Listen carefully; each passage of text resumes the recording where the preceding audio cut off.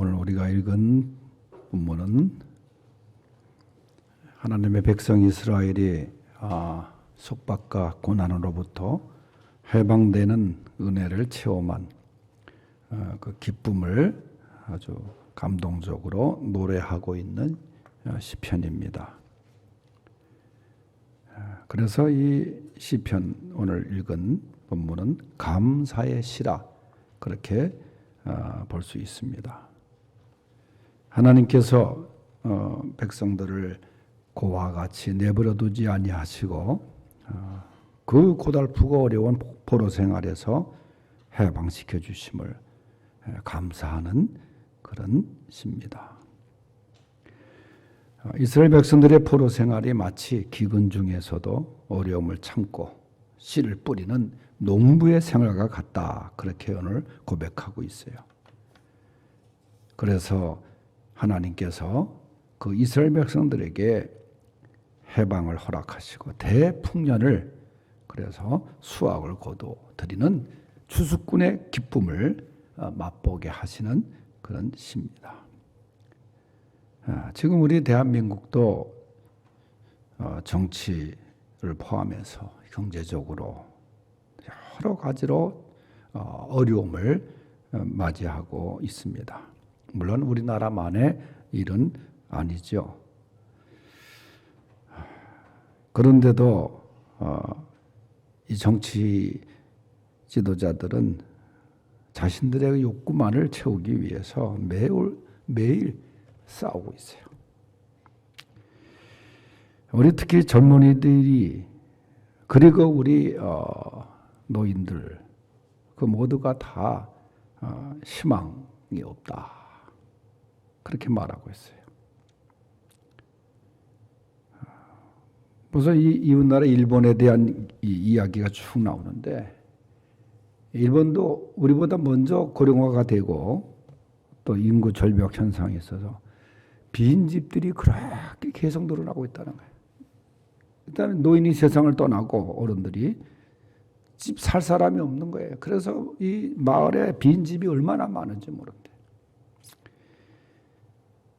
노령화 시대에 우리도 마찬가지입니다만 앞으로 그 살아가야 될 여러 가지 그 삶의 생활의 문제가 큰 하나의 난제로 대두되고 있는 그런 상황입니다.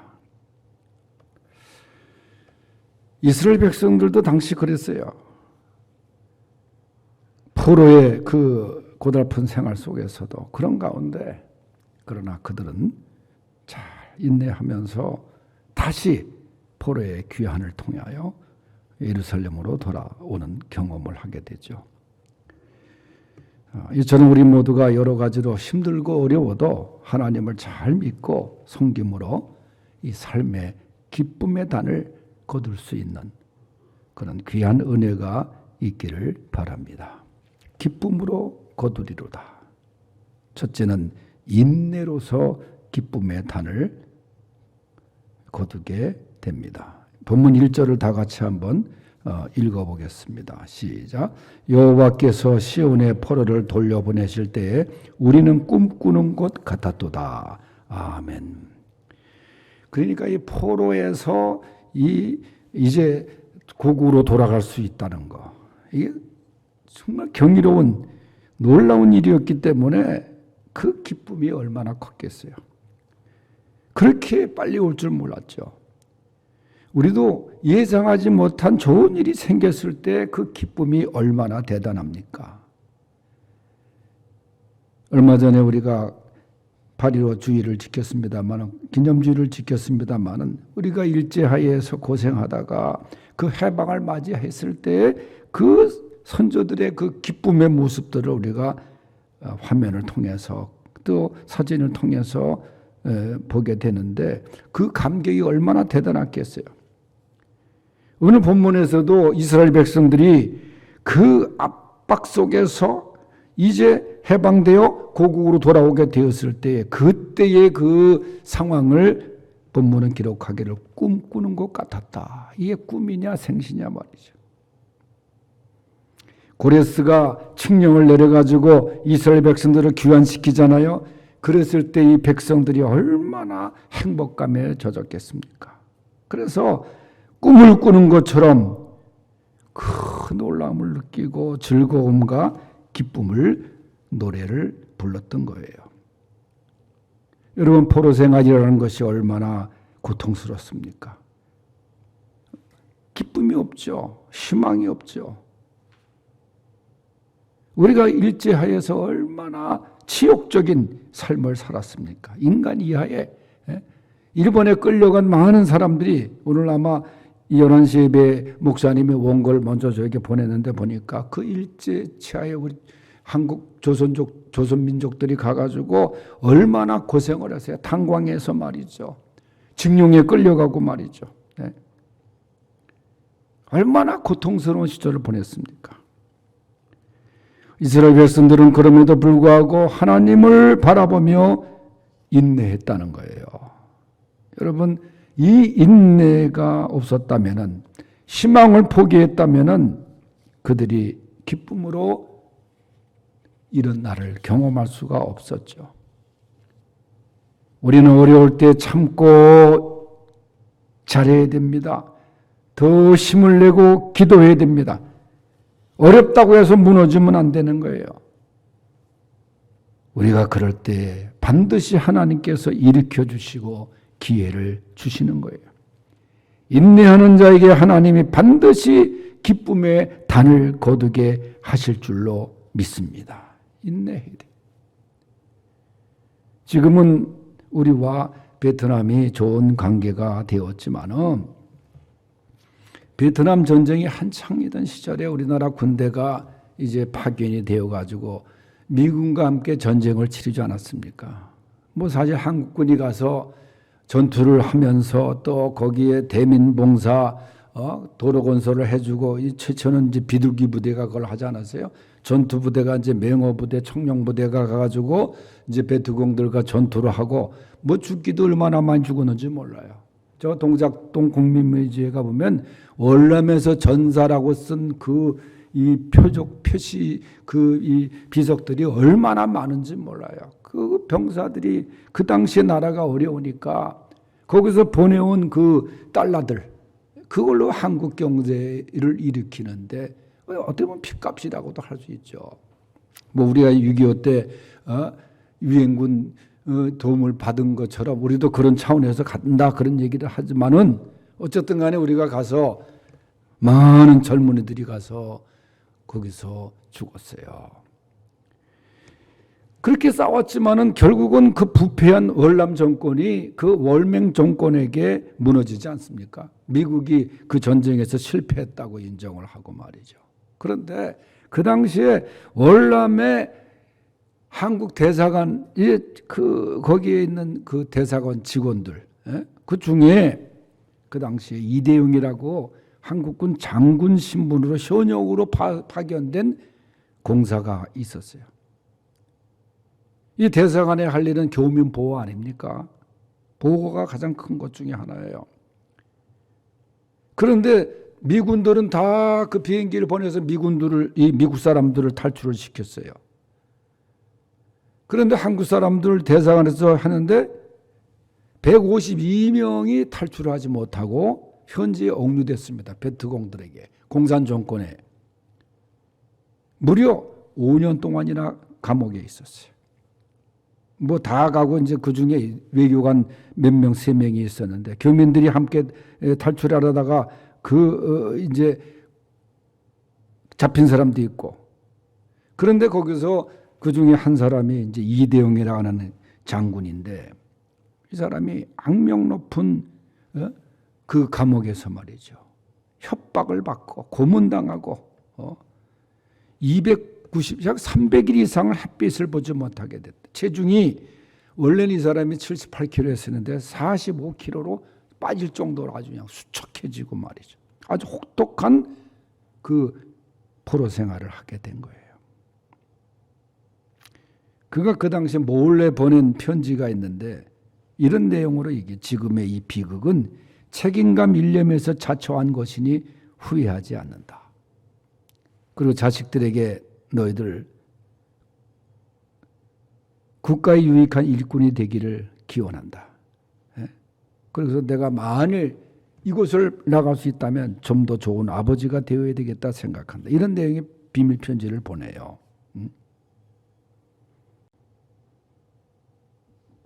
그러다가 이 사람이 결국은 정부에서 그 당시에 박정희 대통령이 여러 가지 공로를 통해서 이 사람을 이제 구출해 내오는데 결국은 1980년 4월에 이 사람이 75년에 옥료된 상태에서 80년에 극적으로 이제 송환이 돼서 김포공항에 도착을 합니다.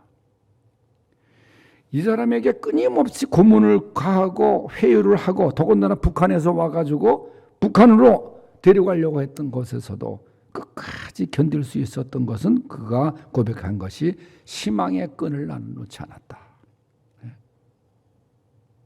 인내하면서 나는 희망의 끈을 놓지 않았다.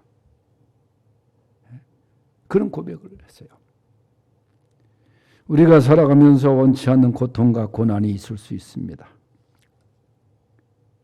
그러나 견뎌야 됩니다. 이겨야 됩니다. 때로는 눈물과 피를 흘려야 되는 가운데서도 결코 포기하지 말고 인내해야 됩니다. 하나님을 바라보고 참을 수 없는 것까지 참는 것이 인내하는 거예요. 그래서 인내하는 우리 하나님께서 기쁨의 단을 거두도록 복을 주실 것입니다. 두 번째는 믿음으로 기쁨의 단을 거두게 합니다. 본문 2절 3절에 보면 그때 우리 입에는 웃음이 가득하고 우리 혀에는 찬양이 찼었도다. 그때의 문나라 가운데서 말하기를 여호와께서 그들을 위하여 큰 일을 행하셨다 하였나이다. 여호와께서 우리를 위하여 큰 일을 행하셨으니 우리는 기쁘도다. 말씀드린 대로 이스라엘 백성들이 그 귀한 내 순간에 얼마나 그 기적 같은 은혜였습니까?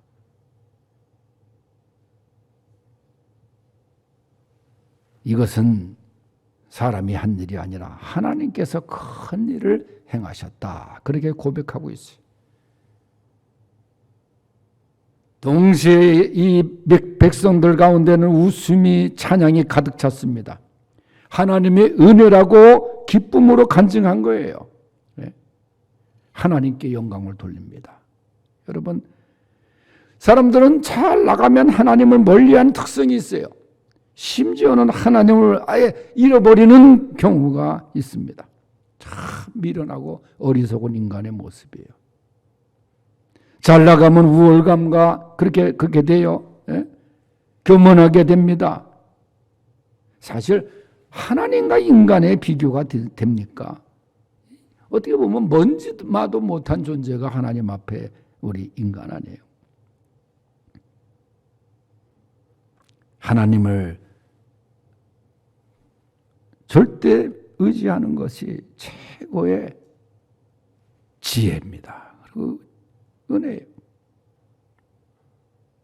하나님이 이스라엘 백성들을 바벨론 포로에서 해방시키는 큰 일을 행하신 것처럼 하나님께서 우리들에게도 큰 일을 행하실 것입니다.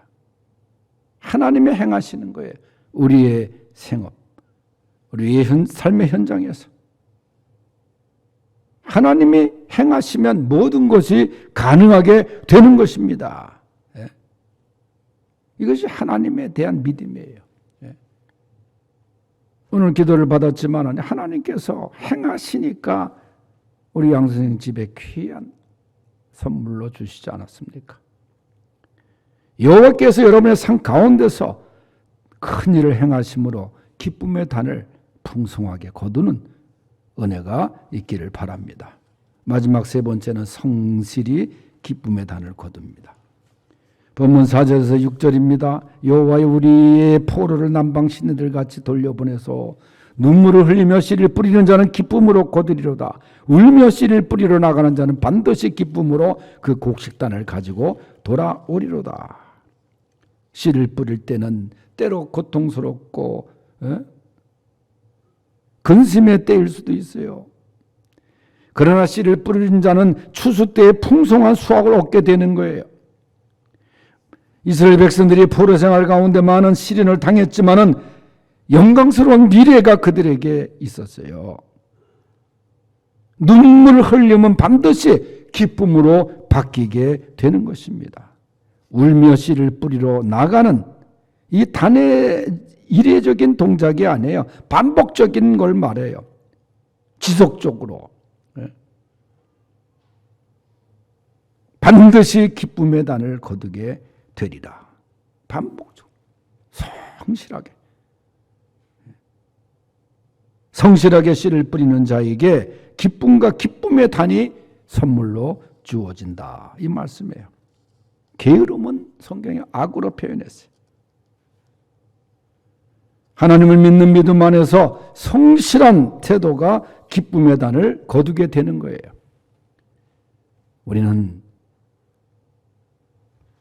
울며 좋은 씨를 뿌려야 됩니다. 성실하게 가꾸어야 됩니다. 이게 중요한 거예요. 무슨 일을 하든지 성실하게 최선을 다하면 하나님께서 반드시 기쁨의 단을 거두게 하실 줄로 믿습니다.